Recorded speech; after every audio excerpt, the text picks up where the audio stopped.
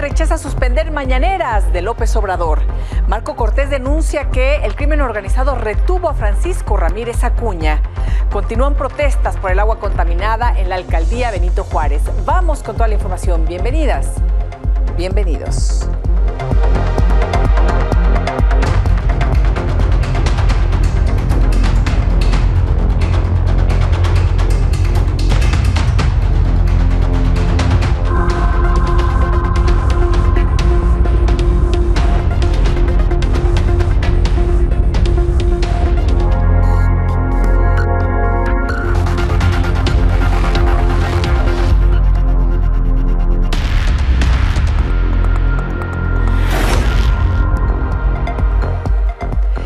Marco Cortés, presidente del PAN, denunció que el exgobernador de Jalisco, Francisco Ramírez Acuña, fue retenido por un grupo del crimen organizado. Exigió al gobernador Enrique Alfaro y al gobierno federal resolver el tema de la inseguridad y asaltos en las carreteras del país. Francisco Ramírez Acuña, muy buenas noches, Francisco, gracias por estar con nosotros. Elisa, buenas noches, qué gusto estar con ustedes. Bueno, antes que nada, ¿estás bien, Francisco? ¿Qué fue lo que sucedió exactamente? Elisa, buenas noches, te agradezco mucho y gracias a todos los que nos ven y nos escuchan. El día de ayer estaba en una reunión con un grupo de contadores públicos y les estaba platicando sobre el tema de inseguridad que priva en Jalisco y en el resto del país. Sí. Y les comenté que a mí ya me habían parado en alguna ocasión y que habían pedido mi credencial de elector, le habían sacado fotografía, preguntaban con quién íbamos a ir y luego hablaban buscando a alguien para que supieran cómo nos íbamos a manejar. Eso lo dije ayer y que eso ya había pasado hace algún tiempo. ¿Sí? Lamentablemente un compañero reportero del periódico El Financiero hoy saca una nota diciendo que me había levantado. Lo cual, sí, qué bueno que me das esta oportunidad. Puedo decir, no fui levantado, sí me retuvieron, me pidieron mi credencial de elector y le sacaron una fotografía. Eso fue lo que sucedió. Debo decirte que no hubo ninguna agresión de parte de ellos, había un retén. Me piden, me paro, yo iba manejando, iba mi hijo conmigo, íbamos a ver algunos temas de la organización de la estructura para la campaña a senador, y bueno, pues eso fue lo que sucedió, no otra cosa, ¿eh? ¿Cuándo sucedió esto, Francisco? Mira, fue hace como 2 meses y fracción, ha de haber sido sobre el 15, 18 de febrero más o menos, en que andábamos en el tema de pre-campaña, organizando, repito, las estructuras para hacer la campaña a senador. Incluso posteriormente regresamos a esta zona en la parte de Colotlán, si mal no recuerdo sería 8 o 9 de marzo, ya para poder echar a andar la estructura. Y ahí ya no tuvimos ningún problema, no había retén en la carretera, pero sí en esa primera vez que fuimos a aquella zona, sí había ese retén, que obviamente no era un retén legal, no era un retén del Ejército, no era un retén de la Guardia Nacional, y bueno, ahí nos retuvieron, ¿verdad? Pero eso fue lo que sucedió. Oye, Francisco, entonces por lo pronto no te levantaron, que quede eso claro, y sí te retuvieron aproximadamente el 18 de febrero en este retén. Yo creo que sí sería, ¿verdad? Y solamente a dónde va, qué viene a hacer, cuánto tiempo va a durar acá en esta zona, etcétera, etcétera, ¿verdad? Pero nada más, absolutamente eso fue, Elisa. Sí, y te acompañaba tu hijo, les pidieron a los dos la credencial del INE para tomarle fotografía. Solamente a mí que iba manejando, yo iba manejando, me la piden, la saco, le toman fotografía y entonces y ya hablan por teléfono a los lugares a donde íbamos a ir, que íbamos a ir a Colotlán y a Totatiche, ¿verdad? Con su gente, no con las personas, no con quien íbamos nosotros. Y entonces ya me regresan mi credencial y dicen, ¿puede usted continuar? Lo cual nosotros por prudencia, obviamente por el tema de seguridad, opté mejor por regresarnos y venirnos a Guadalajara. Oye, Francisco, bueno, antes que nada, qué bueno que están bien y qué bueno que fue eso que nos describes únicamente, este retén que no eran de las autoridades, en donde te pidieron la información a dónde ibas, se comunicaron para avisar que ibas para allá, es decir, pues sí, grupos del crimen avisando de tus movimientos para que te dejaran Claro, pasar. por supuesto, y sobre todo esto Elisa, nos hace mucho ruido en todos lados, nada menos el día de ayer. Ustedes repasaron la nota que los grupos parlamentarios en la Cámara de Diputados pues habían mandado exigir que se aclare la muerte de uno de nuestros ex candidatos a presidente municipal de Tonila, porque Sí. a él sí lo mataron, lamentablemente, y todavía no se aclara. Así que sí quiero dejar muy claro que en el caso de nuestro candidato en Tonila, pues sí debe de haber una respuesta, tanto de las autoridades federales como estatales. En el caso concretamente de mi persona, vuelvo a repetir, Sí. no hubo ninguna agresión, solamente Sí. me pidieron que me parara y que mostrara mi credencial. Sí. Ahora te tienen pues muy bien ubicado, ¿no? Van siguiendo a las candidaturas. ¿Qué hacer en todo esto? En ese caso te regresaste porque te dijeron, sí, ya puede pasar, y tú dijiste, no, mejor vámonos de regreso, ¿no? Pues mira, ya la prudencia y lo que me ha tocado vivir me Sí. dijo en ese momento, regrésate, Sí. y es lo que opté, pero sí sé que a muchos vecinos permanentemente de la zona norte de Jalisco, y ustedes han dado nota de cuántas personas han desaparecido de aquella zona. Sí, está muy delicado.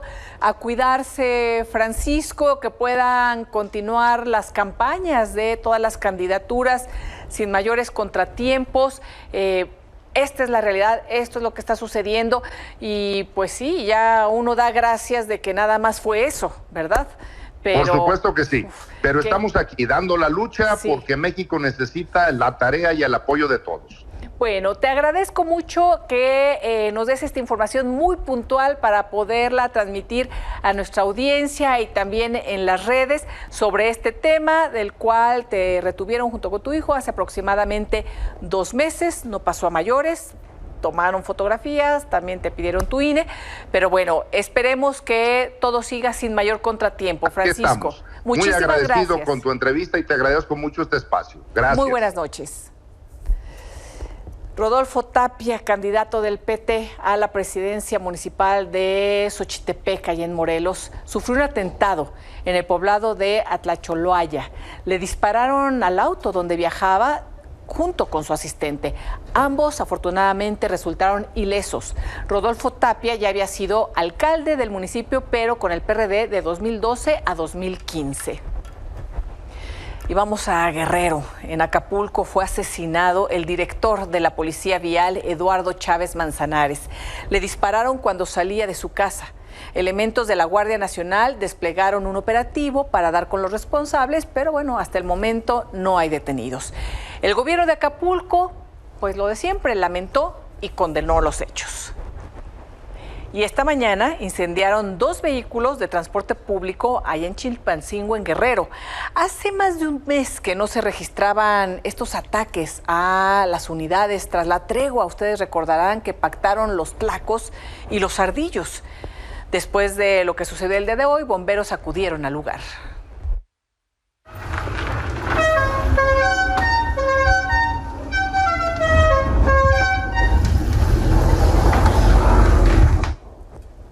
Un juez dictó prisión preventiva a David, el policía de Guerrero, acusado de asesinar al normalista de Ayotzinapa, Yanqui Cotán Gómez, el 7 de marzo.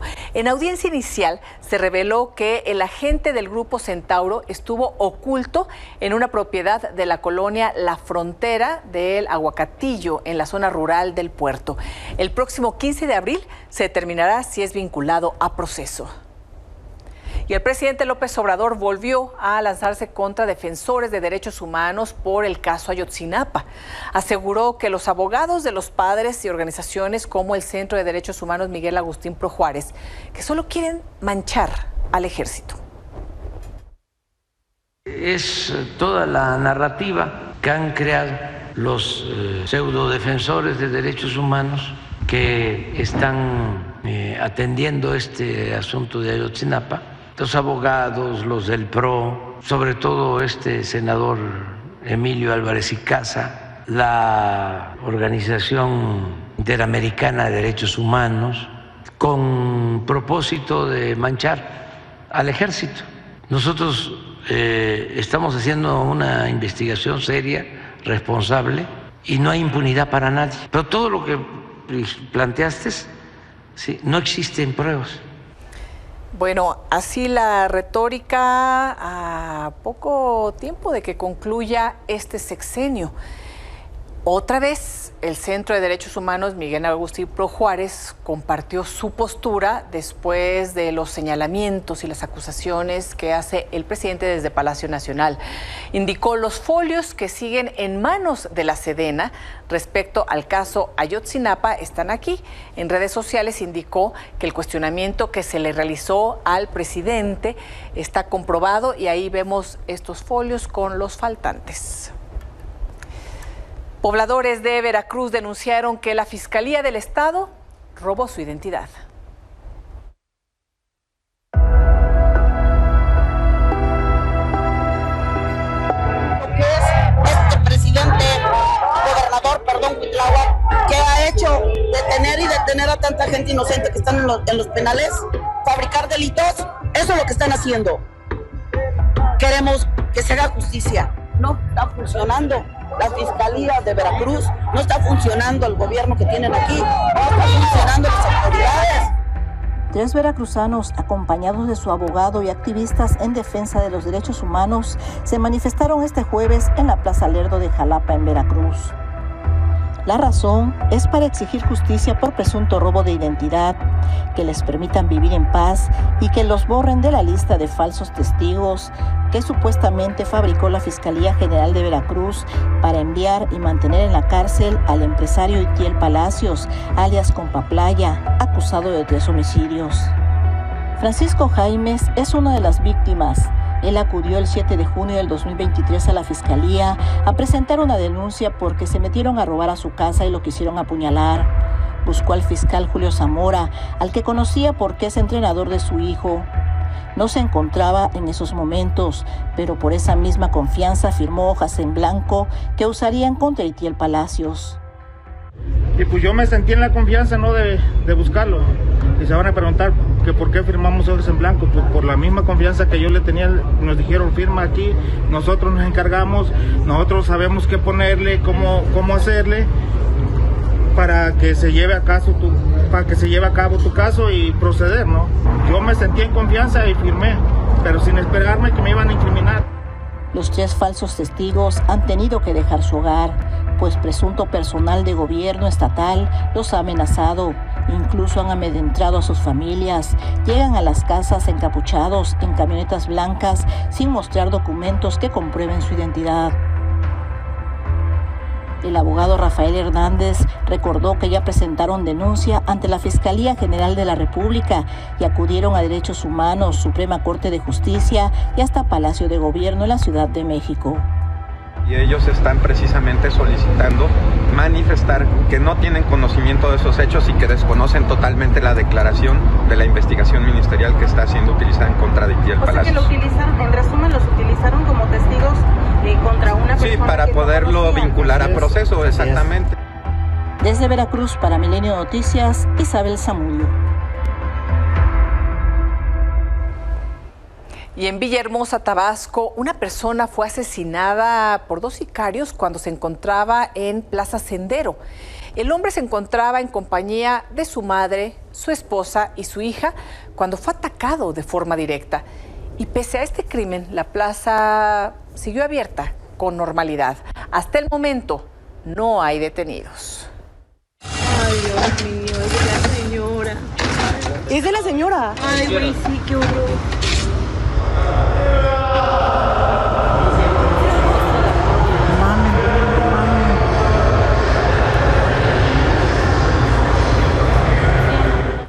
Autoridades de la Ciudad de México desmantelaron un motel clandestino.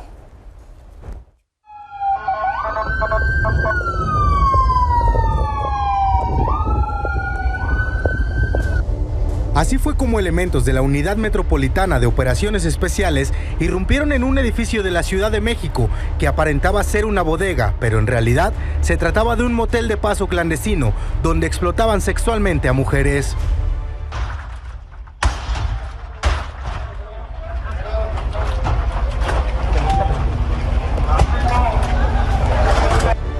Las investigaciones arrojaron que hombres y mujeres salían y entraban de una supuesta bodega ubicada en la calle Santo Tomás, en la Merced, Colonia Centro de la Alcaldía Cuauhtémoc. Tras confirmar su sospecha, descubrieron pequeños cuartos amueblados con camas individuales, ventiladores e incluso letreros en donde pedían depositar el papel utilizado en un bote de basura.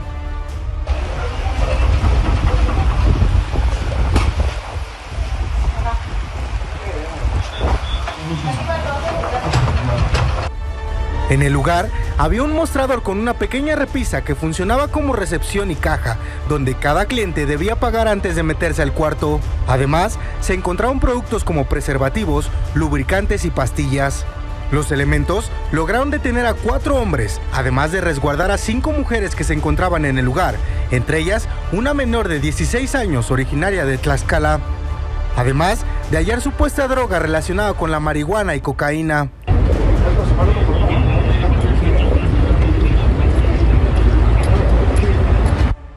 Todos ellos fueron llevados a la Fiscalía Capitalina para que se esclarezca su situación jurídica.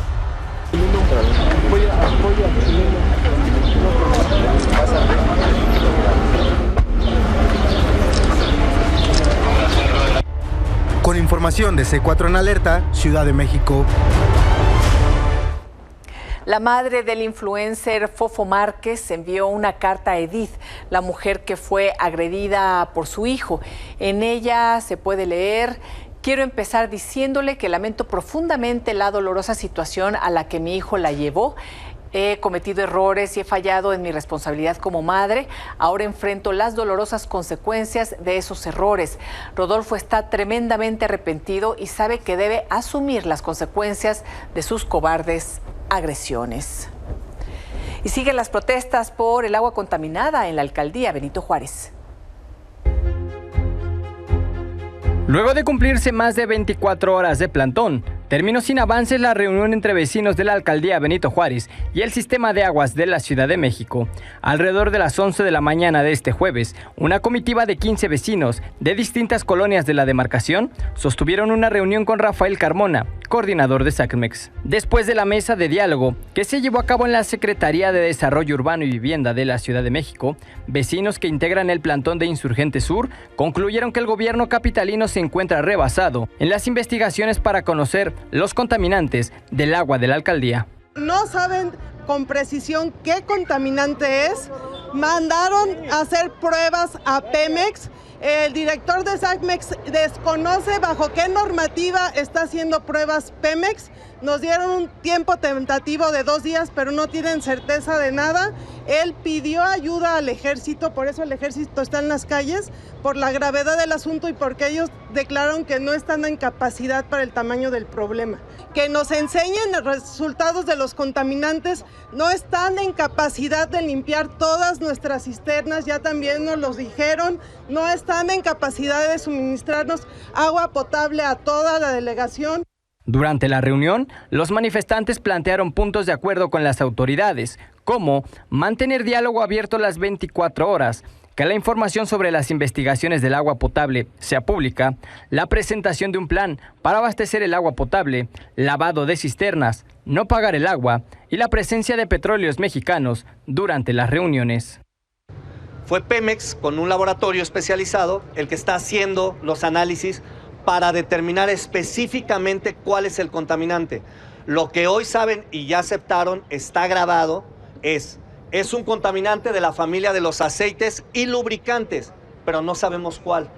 El agua no es apta para el consumo ni humano ni animal, ni para lavar trastes, nada. Lo que este martes comenzó como una protesta, para este jueves se convirtió en un plantón con el colapso total de la avenida Insurgente Sur entre la calle Ohio y Xola.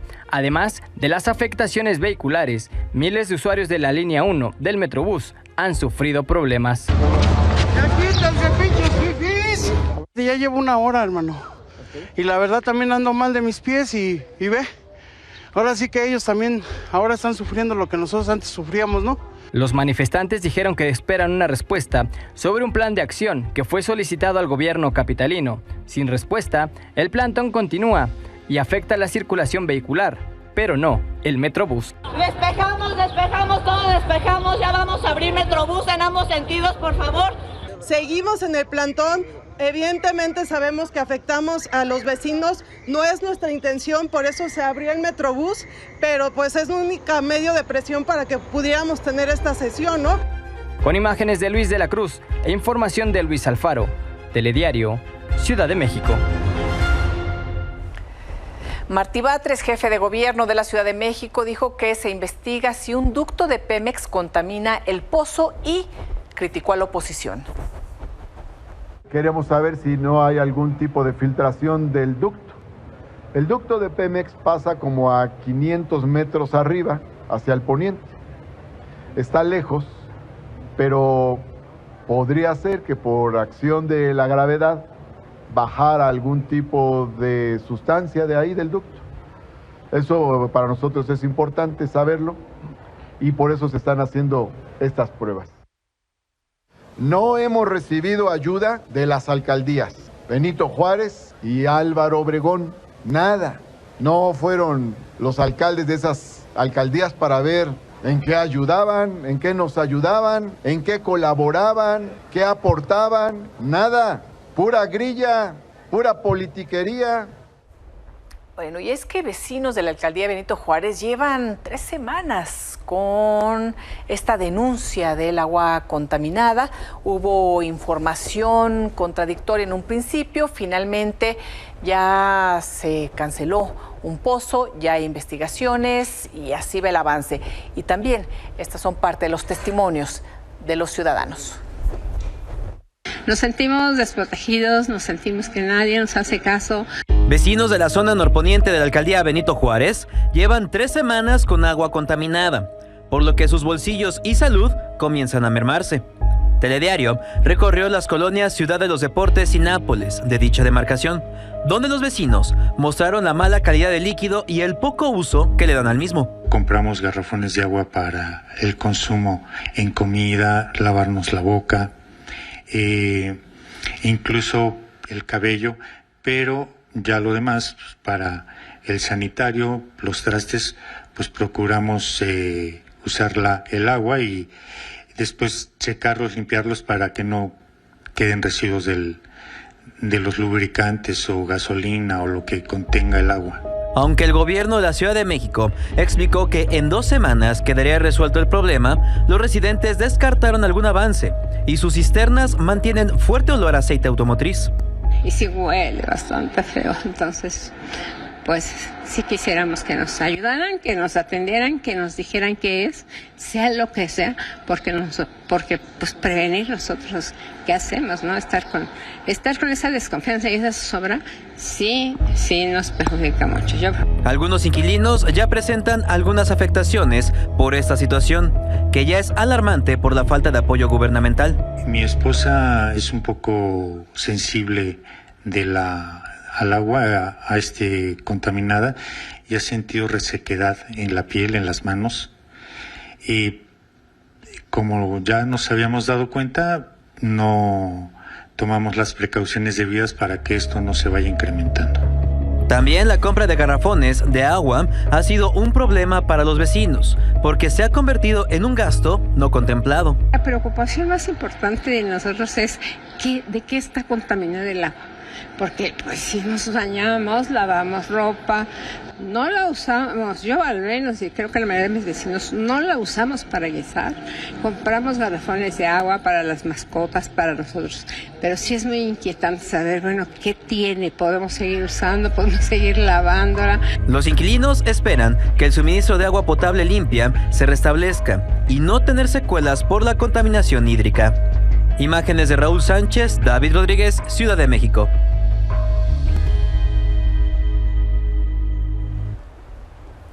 Hacemos una pausa y volvemos con más información. Por unanimidad, el INE rechazó suspender las conferencias mañaneras de López Obrador, como lo había pedido Xochitl Gálvez y los partidos de la oposición, al acusar la injerencia del presidente en la elección. Las consejerías coincidieron en que no hay sustento jurídico para cancelarlas. Ante la negativa, Xochitl Gálvez anunció que acudirá ante el Tribunal Electoral. Pues ya se sabía que el INE no iba a entrarle al tema, ha sido omiso. El presidente desde la mañanera ataca a periodistas, ataca a opositores, no usa la mañanera para trabajar, no usa la mañanera para informar, usa la mañanera para agredir. Vamos a ir al tribunal, vamos a recurrir la resolución del INE. Además de la discusión sobre las mañaneras, en la sesión del Consejo General del INE debatieron sobre programas sociales, debates presidenciales y más.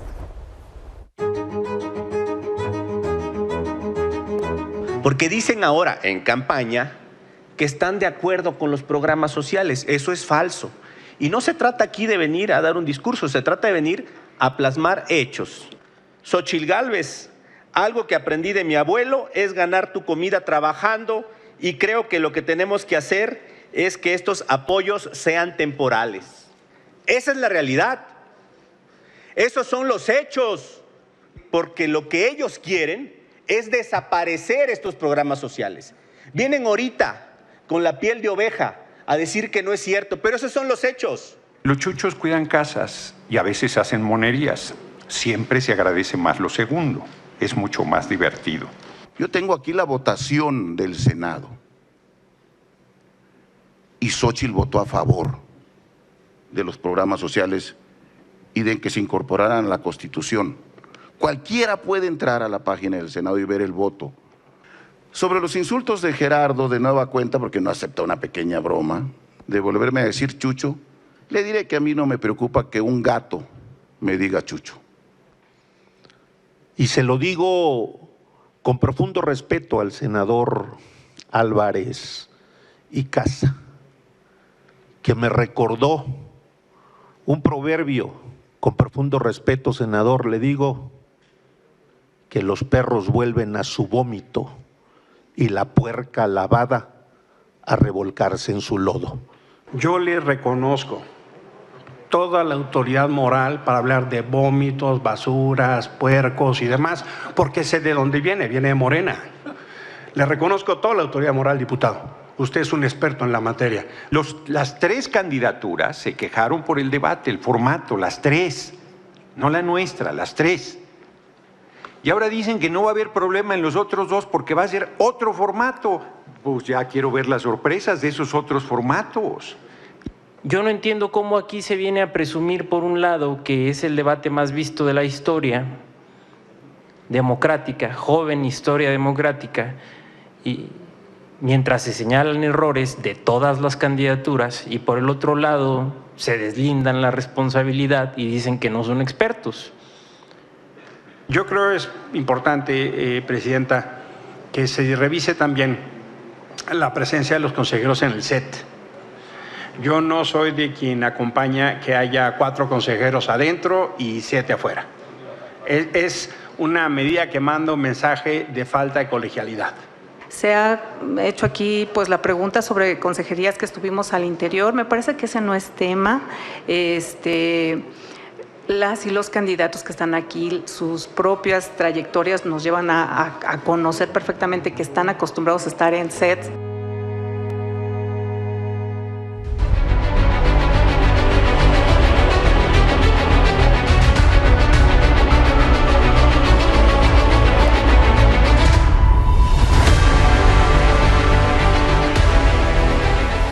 Jorge Álvarez Maínez, candidato de Movimiento Ciudadano, fue a la Universidad Popular Autónoma de Puebla, donde consideró que la petición de Xochitl Gálvez para que se cancelen las mañaneras es porque están asustados. Nuevamente señaló que pronto la contienda será entre Morena y Movimiento Ciudadano. Les ha ido muy mal, les va a seguir yendo mal. Lo que les diría es que muy pronto se va a empezar a discutir la posibilidad. Pues en esta elección nada más tiene 2 opciones, la que representamos en el Movimiento Ciudadano y la que representa Morena. Estamos midiendo en estos días, haciendo encuestas y las cosas van muy bien. Miren, los malos perdedores se quejan de la Esa no es la única fuerza política que nunca ha puesto consejeros del INE. Xochitl Gálvez hizo una declaración en contra de Claudia Sheinbaum por no tener vivienda propia a los 60 años. La polémica no se hizo esperar. Ante esto, en la tarde Xochitl retomó el tema y dijo que en 2018 Sheinbaum contaba con 2 casas y 2 departamentos. Por cierto, me reclamó que yo vivo en una casa propia y que ella vive en un departamento rentado. Si a los 60 años no has podido hacer un patrimonio, eres bien güey, con todo respeto. Voy a aprovechar para hacer una aclaración, porque hice una declaración de que hay que ser muy güey para que a los 60 años, me refería a la señora Sheinbaum, ella tiene cuentas en paraísos fiscales, ella ha tenido sueldos como jefa de gobierno, ella ha sido funcionaria pública en la Ciudad de México. ¿Este nivel de debate de la candidata de oposición es desesperación, doctora? Yo no voy a tocar el tema, la verdad ya hubo debate. Vámonos con las propuestas y ya tocará el tiempo para el próximo debate. También Claudia Sheinbaum, candidata de Morena, PT y Partido Verde, ofreció ser responsable en el gasto público. En Mexicali, Baja California, dijo que analiza crear nuevos programas como un apoyo para mujeres de 60 a 64 años y una beca universal para estudiantes de escuelas públicas. Una pausa y volvemos.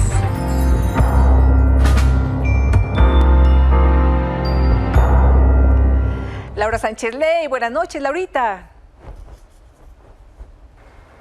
Elisa, muy buenas noches, estoy encantada de estar por acá, pues con otro expediente secreto. El día de hoy, Eli, tenemos una historia que de verdad, pues sí conmueve, porque son mujeres que son reclutadas por el narcotráfico, por organizaciones como el Cártel de Sinaloa y como el Cártel Jalisco Nueva Generación, que las están utilizando para transportar drogas duras por todas las carreteras del país. Estoy hablando de drogas, Eli, y esto es lo sorprendente, como el fentanilo, que tuvo una incursión muy reciente en el mercado de las drogas masivas en este país. A través de una investigación que realizamos acá en Milenio, encontramos que en lo que va del sexenio han sido sentenciadas 1,182 mujeres por delitos relacionados con narcóticos. De estos, Eli, pues tenemos que decir que la gran mayoría son drogas duras, pues que los hombres, que los cárteles no le están comisionando a los hombres, sino a las mujeres. Estoy hablando del fentanilo y de drogas como la metanfetamina e incluso de algunos narcóticos para adelgazar. Las están deteniendo en los retenes militares y pues se han convertido en la fachada perfecta, Eli, porque son detenidas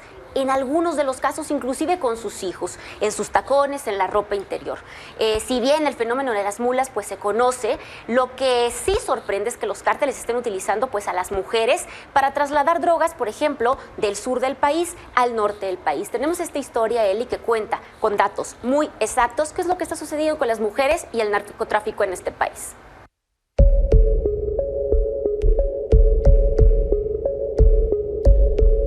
El crimen organizado está utilizando a las mujeres como mulas para traficar drogas.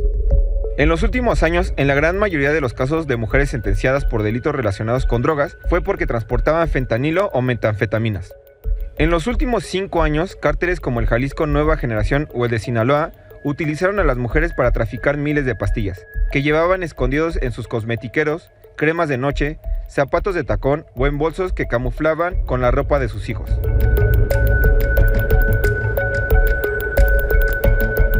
Según el buscador de sentencias, el Poder Judicial de la Federación, desde el 1 de enero del año 2019 a la fecha, han sido sentenciadas 1,182 mujeres en todo el país por delitos federales relacionados con narcóticos. En la mayoría de los casos, las mujeres trasladaban las drogas de un estado de la República a otro, generalmente los que están en la frontera con Estados Unidos. De las 872 sentencias, el Poder Judicial detalló qué tipo de drogas estuvieron involucradas. De estas, 692 casos traficaban drogas duras, metanfetaminas, fentanilo y cocaína, lo que representa el 79% de las sentencias. Las mujeres también han incursionado en el tráfico de medicamentos controlados para adelgazar, pero han sido encontrados en menores cantidades junto a otras drogas que traficaban los cárteles mexicanos. Actualmente hay 70 mujeres sentenciadas por trasladar fentanilo y los hechos ocurrieron en Sonora, Baja California, Sinaloa y hasta el reclusorio sur de la Ciudad de México. Actualmente la droga más traficada desde México a Estados Unidos continúa siendo la metanfetamina y de hecho, gran parte de las detenciones de las mujeres que llevaban este estupefaciente fue de los estados fronterizos. Para Milenio Noticias, Laura Sánchez Ley.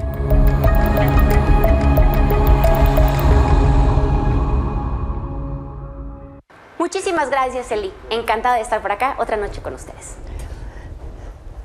Gracias, Laurita. Oigan, y murió O.J. Simpson, miembro del Salón de la Fama de la NFL y protagonista del llamado Juicio del Siglo. Hasta aquí la información. Gracias por su atención. Los espero mañana en este espacio de noticias. Hasta entonces, buenas noches.